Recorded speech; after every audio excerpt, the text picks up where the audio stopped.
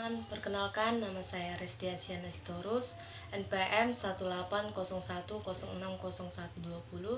Saya dari Prodi Pendidikan Ekonomi dari Universitas HKBP Nomensen Pematang Siantar. Ini saya akan menjelaskan tentang kebijakan fiskal. Apakah kawan-kawan semua tahu apa itu kebijakan fiskal? Kebijakan fiskal adalah kebijakan yang mengatur belanja dan pajak negara yang berdampak pada kondisi ekonomi secara makro. Sekarang kita masuk ke tujuan kebijakan fiskal. Tujuan kebijakan fiskal ada 4. Yang pertama itu meningkatkan pertumbuhan ekonomi. Yang kedua, meningkatkan kualitas SDM dan menekankan angka pengangguran. Yang ketiga, memastikan stabilitas harga. Dan yang keempat itu meningkatkan laju investasi. Ada beberapa fungsi kebijakan fiskal. Yang pertama, fungsi otoritas. Ketika anggaran negara menjadi pedoman untuk mencari pendapatan dan belanja untuk tahun yang bersangkutan. Yang kedua, fungsi perencanaan.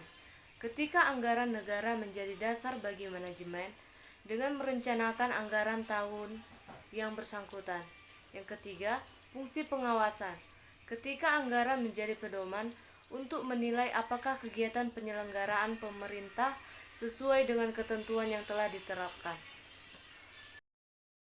Jenis kebijakan fiskal ada 2. Yang pertama, kebijakan fiskal yang disengaja atau aktif, yaitu kebijakan yang sengaja dilakukan untuk mencapai target tertentu. Misalkan, kebijakan menaikkan pengeluaran pemerintah untuk mendorong produksi sehingga pendapatan nasional meningkat. Yang kedua, kebijakan fiskal yang pasif, yaitu reaksi otomatis dari keadaan perekonomian yang ada.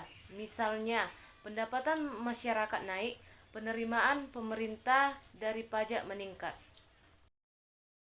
Contoh dari kebijakan fiskal.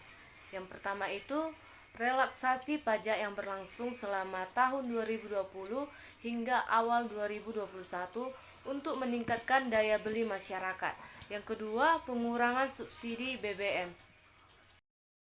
Demikianlah pemaparan materi yang saya sampaikan. Saya mengucapkan terima kasih.